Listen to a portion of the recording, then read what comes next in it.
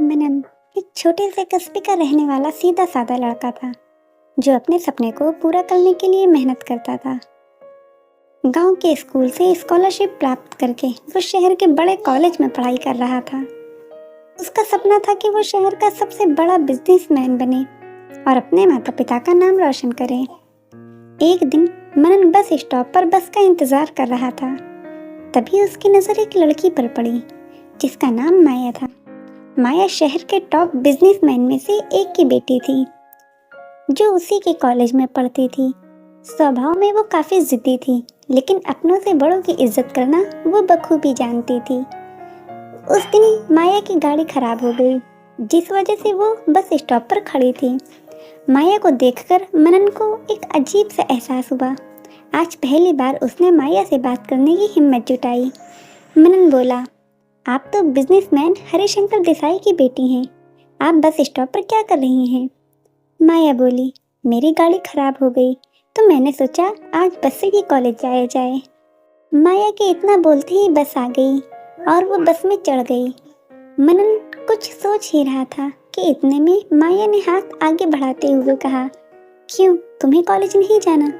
चलो अब चढ़ जाओ वरना बस निकल जाएगी। माया ने मनन से पूछा, तुम क्या सोच रहे थे?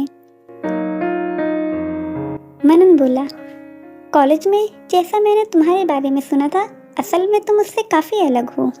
ये बात सुनकर माया हंस पड़ी और बोली, लोग अक्सर दूसरों के बारे में अपनी राय पहले ही बना लेते हैं बिना उन्हें जाने। मेरे केस में भी ऐसा ही कुछ हुआ। लोगों ने मेरी जिद को मेरी बुराई समझ लिया। थोड़ी ही देर में बस स्टॉप आ गया। उस दिन बस में हुई छोटी सी बातचीत के बाद मनन और माया कभी कभी कॉलेज में मिलते और हल्की फुल्की बातें करते। एक दिन कॉलेज में जब एक गरीब स्टूडेंट फीस न भर पाने के कारण कॉलेज छोड़कर जा रहा था, तो माया ने ही उसकी कॉलेज और हॉस्टल की फीस भरी थी। मनन को माया की सादगी भाने लगी। धीरे धीरे उसे ये एहसास होने लगा कि माया सिर्फ एक बड़े बिजनेसमैन की बेटी ही नहीं, बल्कि एक संवेदनशील और समझदार लड़की भी है। माया के मन में भी मनन के लिए सॉफ्ट कॉर्नर था। मनन दिन में पढ़ाई किया करता और शाम को वो एक गैराज में पार्ट टाइम नौकरी किया करता ताकि वो अपने परिवार की मदद कर पाए।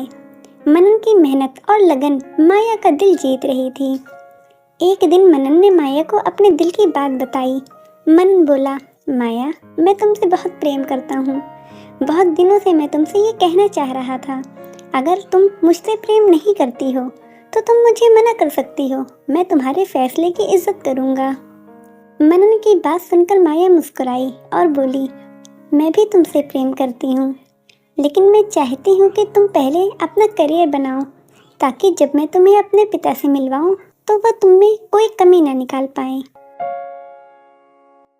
माया की बात सुनकर मनन को मोटिवेशन आया। 3 साल उसने मेहनत की। माया हर कदम पे उसके साथ खड़ी रही। मुश्किल के दिनों में माया ने उसे सहारा दिया और आखिर वो दिन भी आ गया जब मनन ने खुद का गाड़ियों का बिजनेस शुरू किया।